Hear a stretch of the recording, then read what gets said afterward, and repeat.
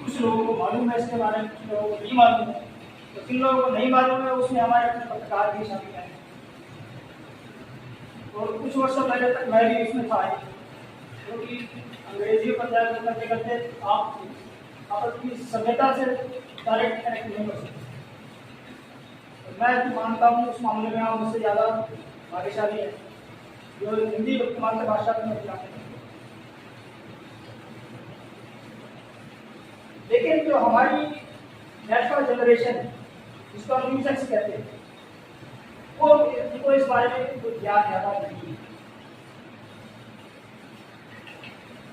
मैं एक छोटा सा एग्जाम्पल देता हूँ आपको। मैं हिंदुस्तान टाइम्स में था और इंटरव्यू थी, तो हमें बोला गया कि हमें जो पत्रकार चुनने हैं प्रोफेशनल हैजार्ड कहते हैं।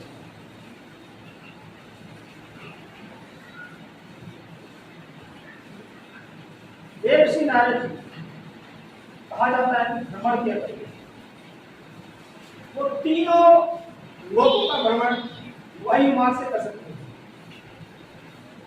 हम क्या करते हैं, हम तो साथ में भ्रमण ही करते हैं, चाहे वो लोकल लेवल पे हो या उससे बड़े लेवल पे हो, या विद इन सिटी हो, इंटर सिटी हो, इंटर स्टेट हो, इंटरनेशनल हो।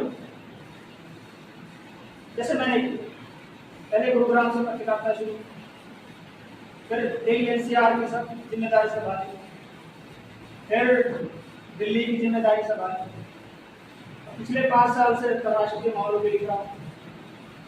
तो भ्रमण करना तो हमारा बेसिक कार्य है। उसके लिए मुझे अब जापान जाना पड़ता है, कोरिया जाना पड़ता है, सिंगापुर जाना पड़ता है, ताइवान जाना पड़ता है, तो करना पड़ेगा। तो नारद जी भ्रमण क्या करते थे,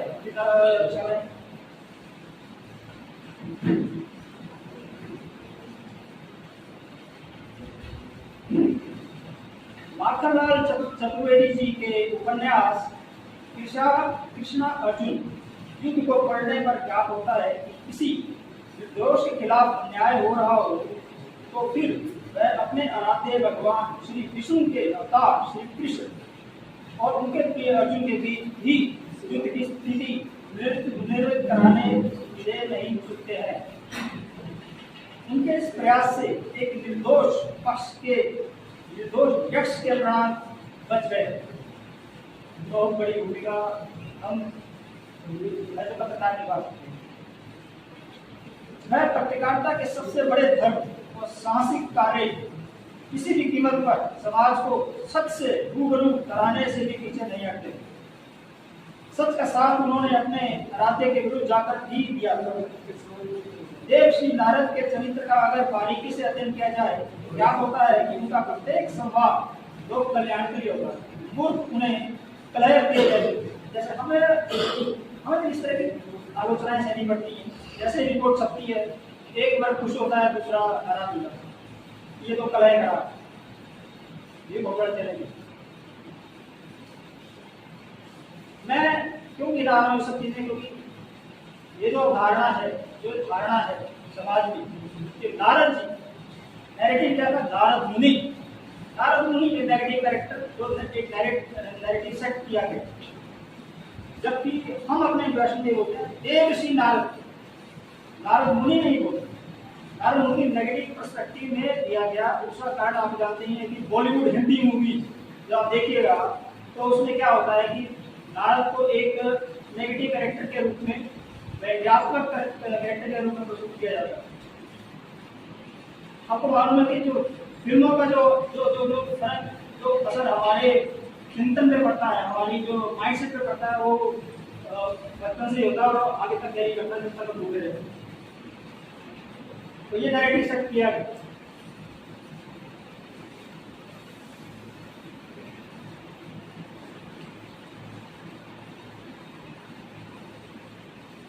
आज की पत्रकारिता और पत्रकार देवर्षि नारद से सीख सकते हैं कि तमाम विपरीत परिस्थितियों होने के बाद भी कैसे प्रभावी ढंग से लोक कल्याण की बात कही जाए। पत्रकारिता का एक धर्म है वह निष्पक्षता। नारद घटनाओं का सूक्ष्म विश्लेषण करते थे प्रत्येक घटना को अलग अलग दृष्टिकोण से देखते थे। इसके बाद निष्कर्ष दी जाती है। और कुछ अवसरों पे मुख्य विशेषांक, दिवाली विशेषांक, होली विशेषांक ये भी निकालने पड़ते हैं। अंग्रेजी पत्रकारिता में ये सब चीज नहीं है। जो मैं एशियन कॉलेज ऑफ जर्नलिज्म की बात कर रहा था, जिनके बच्चों को हमने दिया, आप विश्वास करेंगे कि उनकी जो शुरुआती सैलरी फ्रेश पास आउट कितनी दी गई उनको? 40,000 रुपये। तो हमने दी हमारे संस्थान 40,000 रुपये। तो अंग्रेजी और हिंदी पत्रकारिता थोड़ा सा ये फर्क होता है। तो पत्रकारिता होती है, सिर्फ भाषा का अंतर होता है। तो मैं अपने मित्रों से कुछ आने वाले समय के लिए जो यंग पत्रकार हैं उनको ये मैं परामर्श दूंगा कि पत्रकारिता वैसे ही रहेगी, सिर्फ माध्यम चेंज किया जा सकता है, भाषा का माध्यम चेंज किया जा सकता है, तो आप बदल सकते हैं। अगर आप अंग्रेजी में लिखना शुरू करें तो आपको अच्छे संस्थान में नौकरी मिलती है और अच्छे स्तर की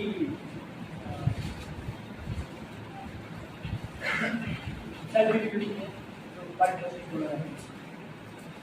तो अपने आप को इम्प्रूव करना है, टेक्नोलॉजी को अपडेट करना है, अपने अडेप्ट करना है अपने अंदर। जैसे मैं आर्टिफिशियल इंटेलिजेंस टूल्स की बात कर रहा हूँ, वो भी अपनाइए, उसका सारा भी लीजिए। कंपटीशन का ज़माना है, कौन फास्ट है, आपने कोई कार्यक्रम देखा और आपने फटाफट उसको बनाना है, सब किससे पता है, दूसरा उससे पहले कहीं ना कर ले। आपने क्या करना है? आप आर्टिफिशियल इंटेलिजेंस का इस्तेमाल कीजिए, दो चार उसमें अपनी मुख्य तो बातें डालिए और उसको एकदम बात आपके सामने रिपोर्ट आ जाएगी। फिर उसमें अपना इंटरवेंशन कीजिए, उसमें कोशिश कीजिए और खड़ा कीजिए। तो टेक्नोलॉजी भी अपनाना बहुत जरूरी है भाषा के साथ। तो मेरे ख्याल से मैं अपनी बात को आज जो रखना चाहता था मैं रख पाया हूँ। देव श्री नाथ की जयंती क्यों मनाई जाती है, आज के परिप्रेक्ष्य में इनका क्या प्रसिद्ध है, हम क्यों मना रहे हैं, तो क्यों इनको कम से कम 10 साकेत या 6 हो जाते हैं। नारद जी का हमारी कितने आगों का लंबा जीवन है और प्रमाण पे होते हैं, लोग आते हैं, नष्टिंग तो उनके कितने शिष्य हैं अब तक? बहुत अच्छा प्रश्न किया आपने। ये शुरुआत में ये कह रहा था, चेले का मतलब प्रत्यक्ष रूप से उसे बोलेगा वो नहीं होता है। कितने फॉलोअर, ये कह सकते हैं कितने फॉलोअर, कितनी उनकी फॉलोअरशिप है। वही मैं कह रहा था कि पहले ऐसा था कि इसके बारे में बातचीत ही नहीं होती। मैं धन्यवाद करना चाहूँगा विश्व संवाद केंद्र का, जो हर वर्ष इस तरह के कार्यक्रम करते हैं और इसके बारे में ज़्यादा से ज़्यादा लोगों को अवगत कराते हैं। और इसके अलावा जो मास कम्युनिकेशन और जर्नलिज्म के जो इंस्टीट्यूशन हैं, ये भी आजकल ये जैसे कार्यक्रम करने लगे। तो इनके जो चेले या इनके फॉलोअर्स हैं वो उनकी संख्या बढ़ रही है, क्योंकि जैसे जैसे इसके बारे में समाज में ये जागरूकता आ रही है तो लोगों को पता चल रहा है। और देखिए कितना कनेक्टिविटी देखिए ना, समानता देखिए, वो सिर्फ मुनि नहीं ऋषि नहीं थे, ज्ञान के भाग भंडार और ज्ञान हमेशा बांटते रहते हैं। यही हमारा काम है।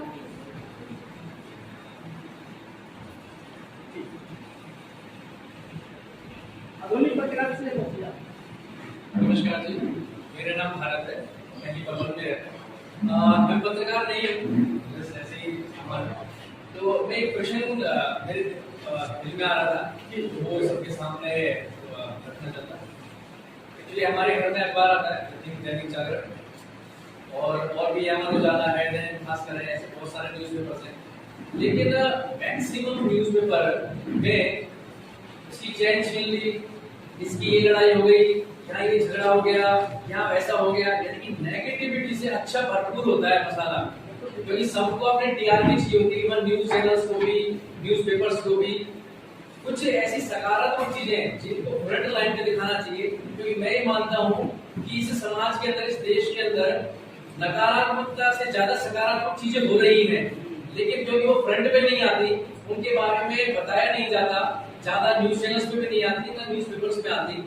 अगर उनका प्रचार प्रसार किया जाए या कुछ ऐसा कॉलम न्यूज़पेपर में रखा जाए कि जहाँ ऐसा लिखा जाए। बात में आगे बताना चाहूंगा कि राष्ट्रीय पत्रकारिता हिंदुस्तान में पत्रकारिता कब शुरू हुई थी और किन हालात में शुरू हुई थी। वो जो हालात थे गुलामी के समय में, उन हालात में और अब के हालात में कोई असर मुझे दिखाई नहीं देता। पहले पत्रकार छुपकर पत्रकारिता करते थे, अंग्रेजी शासनकाल था तो अंग्रेजों से छुप करके लोगों में क्रांति यानी कि विचारों की जो क्रांति लाने के लिए, विचार बदलने के लिए अखबार लिखा करते थे। पहले सबसे पहले शुरुआत हुई थी मात्र पोस्टरों से, पोस्टर छाप दिया, हाथ से लिख दिया और रात के अंधेरे में उस दीवार पर चिपका दिया करते थे। ये पता नहीं चलता था कि ये किसने लिखा है, कहाँ से प्रकाशित हुआ है। उसके बाद फिर पत्र यानी कि अखबार जैसे 8 पेज का हो गया, 10 पेज का, इस तरह के चलने लगे। लेकिन उस टाइम के हालात तब में और आज में अभी भी कोई अंतर नहीं है। कारण वही है, तब भी पत्रकार संघर्ष करते थे देश और समाज के लिए, और आज भी जो पत्रकार हैं वो संघर्ष कर रहे हैं देश और समाज के लिए। हालात में इतना अंतर जरूर हुआ है, जैसे कि प्रिंट और डिजिटल युग आ गया है, तो उसमें हालात में यह है कि पहले बहुत कठिन पत्रकारिता होती थी, हाथ से लिखा करते थे। उसके बाद छपाई की मशीनें आई थी तो उसमें भी हाथों से शब्दों को लिख करके पेपर छपा करते थे। अब बहुत आसान हो गया, पत्रकारिता करनी बहुत आसान हो गई, लेकिन जो चैलेंजेस हैं पत्रकार के लिए वो कम नहीं हुए, पहले से कहीं ज्यादा बढ़ गए हैं। पहले छुप करके या समाज के पीछे बैठ करके जो हम पत्रकारिता करते थे, या जो उस जमाने में जो पत्रकारिता करते थे, शायद सेफ रहते थे। अब पत्रकार को फील्ड में जाना पड़ता है। यदि कोई पत्रकार है और समाज में कोई परिवर्तन करना चाहता है तो उसको फील्ड में जाना पड़ेगा, और फील्ड में तो जाता है पत्रकार तो उसकी एक आंख, यानी कि मैं जो टीवी चैनल से जुड़े हुए हैं, टीवी चैनल की जो पत्रकारिता करता है उसकी आंख, एक आंख बंद हो जाती है। कैमरे पर तो शूट करेगा, मोबाइल पे जो भैया परिवर्तनशील है तो एक आंख वैसे ही बंद हो जाती है। और दूसरी बात है, जिस तरह से अब जो पत्रकार है फील्ड में जाएगा तो उसे ये पता नहीं होता है कि मेरे सामने दुश्मन है या बराबर में खड़ा हुआ या पीछे दुश्मन है। एक तरह से मैं तुलना करूं तो जो सैनिक है, देश की सीमा पर जो सैनिक दुश्मन से लड़ाई करने के लिए जाते हैं, अड़े रहते हैं, उसको तो पता है कि मेरे सामने दुश्मन है, केवल सामने है दुश्मन। लेकिन हम जो फील्ड में पत्रकारिता करते हैं उसको नहीं मालूम होता कि दुश्मन है कहाँ। वो हमारे आगे भी हो सकता है, पीछे भी हो सकता है, बराबर भी हो सकता है, कुछ पता नहीं होता। देखेगा कि जब तक उसके हक की बात है, उसके समाज की या उसके धर्म की या उसके जो विचारों के अनुसार वो पत्रकारिता कर रहा है, विजन बना रहा है, शौक बना रहा है, तब तक तो ठीक है। जैसे लगेगा कि ये भी मेरे धर्म के, मेरे समाज के या मेरे विचारों के खिलाफ बात जाएगी, तुरंत हमला हो जाता है। तो पत्रकारिता में चैलेंज है बहुत अधिक है, और पहले भी थे और अभी भी है। दूसरी बात है, उस समय जो पत्रकारिता शुरुआत हुई थी, पत्रकारिता की शुरुआत हुई थी केवल समाज और देश की सेवा के लिए। अधिकांश 90% पत्रकार आज भी देश सेवा को देखते हुए समाज और देश की सेवा ही कर रहे हैं। और जैसे कि बताया, पत्रकारों का ये जो मीडिया संस्थानों की जो धारा है, वो शोषण कर रहे हैं। हम पूरे देश की, पूरे समाज के शोषण को मुक्त होने की आवाज उठाते हैं, लेकिन पत्रकारों का जो शोषण हो रहा है उसकी आवाज कोई नहीं उठाता। अभी बताया, मीडिया से जुड़े हुए जितने लोग हैं, मुझे नहीं लगता है शायद 8 या 10% से लोग, अधिक 8 या 10% लोग होंगे तो केवल जो स्टाफ है मात्र उनको वेतन मिलता है, बाकी और किसी पत्रकार को कहीं वेतन नहीं मिलता। और कोई बुलावे में रहे तो बात अलग है। तो जरूरत है, हम जो पत्रकार हैं समाज के लिए, देश के लिए काम कर रहे हैं, उनके लिए वेतन निर्धारित होना चाहिए। तो बात अभी भी संक्रमण काल एक तरह से जो युग परिवर्तनकारी है, तो अभी भी जो एक तरह से कह देते हैं कि जो पत्रकारिता है वो चौथा स्तंभ है लोकतंत्र का, कहते हैं। हम भी सुन भी लेते हैं, बड़े मजे आते हैं। यहाँ मीडिया के जो लोग हैं वो लोकतंत्र का चौथा स्तंभ है, लेकिन है कहाँ? वो है कहाँ? हाथ पांव कहाँ, खराबे कहाँ पैर? उसके तीनों जो स्तंभ हैं उनकी सैलरी भी है, नौकर चाकर कोठी गाड़ी वेतन सब कुछ है, पेंशन भी है, सब कुछ है। लेकिन पत्रकार के पास में क्या है? कुछ नहीं। तो हालात अभी बदलने की जरूरत है और बहुत ज्यादा जरूरत है। और यही कारण है कि मीडिया में या राष्ट्रीय पत्रकारिता में बात आती है। राष्ट्रीय पत्रकारिता की जब बात करते हैं तो बात आती है कि अगर राष्ट्र से संबंधित किसी विषय पर मुद्दे पर अगर कुछ लिखा जाता है, बोला जाता है, तो उसको आज का जो समय है उसमें बोला जाता है, उसको गोदी मीडिया। तो हालात और भी विकट हैं, लेकिन मैं ये लग रहा है कि आने वाले समय में 2 या 3 साल के बाद हालात बदलेंगे और हो सकता है आने वाले समय में जो पत्रकार हैं, जो मीडिया है, लोकतंत्र का वास्तव में स्तंभ बने। धन्यवाद।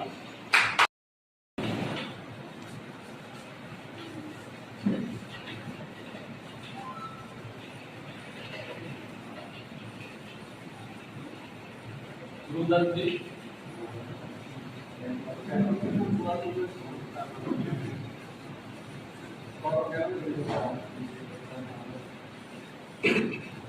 शीतल कुमार जी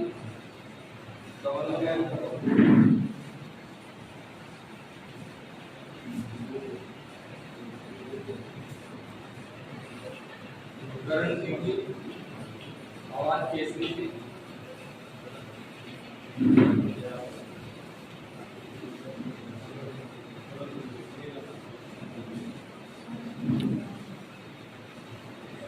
सुखदेव जी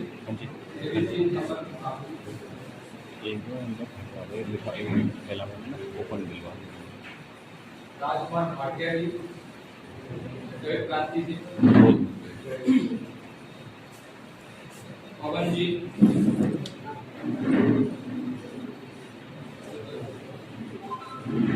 महेश जी,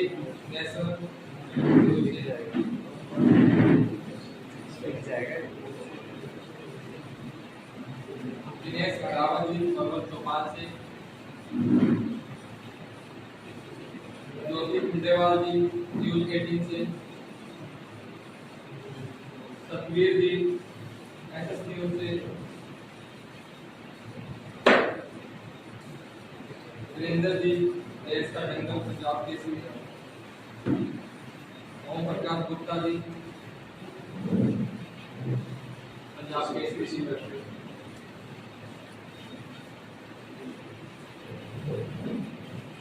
श्री भागवत जी, इंडियन न्यूज से, हुकम जी,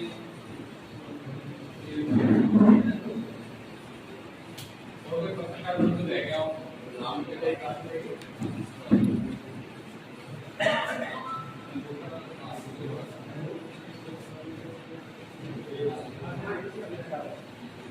दीपक भागवत जी, ताजा न्यूज से, रोहित लाल जी, अमर भारती से, बलराम बंसल जी, दैनिक ट्रिब्यून से, रणवीर जी,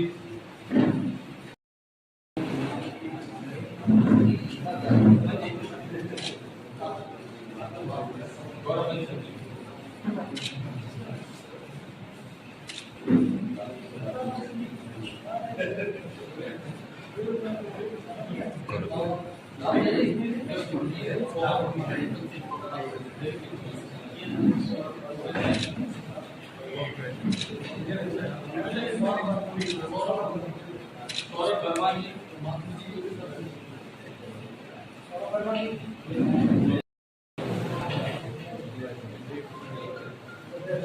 सभी का आगे लाने को ये रहे।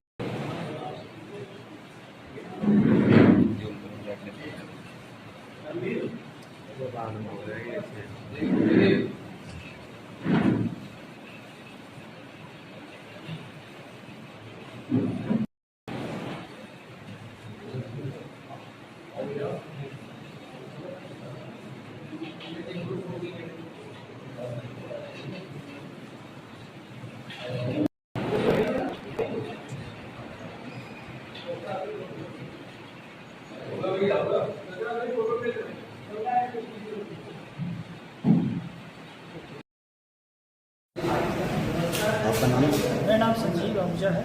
आज कार्यक्रम आयोजित किया गया है स्कूल इंटरनेशनल स्कूल में, क्या कुछ कहा? आज का कार्यक्रम विश्व संवाद केंद्र द्वारा आयोजित किया गया था। इसका का नाम है नारद जयंती, जो कि हर वर्ष विश्व संवाद की और अन्य संस्थाएं मनाते हैं इसको। इसका मुख्य उद्देश्य रहता है कि पत्रकारिता जगत में से जुड़े लोगों को विश्व के प्रथम पत्रकार के बारे में कोई ज्ञान दिया जाए, इसके बारे में बताया जाए विस्तार से, और कैसे वो आज की पत्रकारिता के भी प्रासंगिक हैं, जो उनकी जो टीचिंग्स हैं, जो उनके जो पत्रकारिता के उद्देश्य वो आज भी जीवित हैं। ये मुख्य उद्देश्य रहता है। इसके कारण इसके थ्रू हम पत्रकार जगत से जुड़े लोगों को इकट्ठा करते हैं और उनको देवर्षि नारद जी के बारे में बताते हैं। आज उनको सम्मान भी किया गया है, क्या कुछ जी, किस तरह? तो इस अवसर पर विश्व संवाद केंद्र द्वारा, जैसा कि हर वर्ष होता है, और हरियाणा में मैंने देखा है हर ज़िले में इस तरह के कार्यक्रम होते हैं, जिसमें आज की परिस्थितियों, विषम परिस्थितियों में पत्रकारों को इस मौके पर बुलाकर सम्मानित करना मेरे हिसाब से बहुत अच्छा प्रयास है। मीडिया के क्षेत्र में जो नए युवा अभी आगे आ रहे हैं या आने वाले हैं, उनके लिए क्या संदेश देना चाहिए? मैं उनसे कहना चाहूँगा कि आने वाली जो चेंजेस हैं, जो बदलाव हैं, उस पर पूरी नज़र गड़ाए रखें और उन बदलावों को अपने में समावित करें, ताकि आप पत्रकारिता के दौड़ में, इस कंपटीशन के दौड़ में पीछे न रह जाएं, आप भी नए आयाम छुएं और आगे बढ़ें।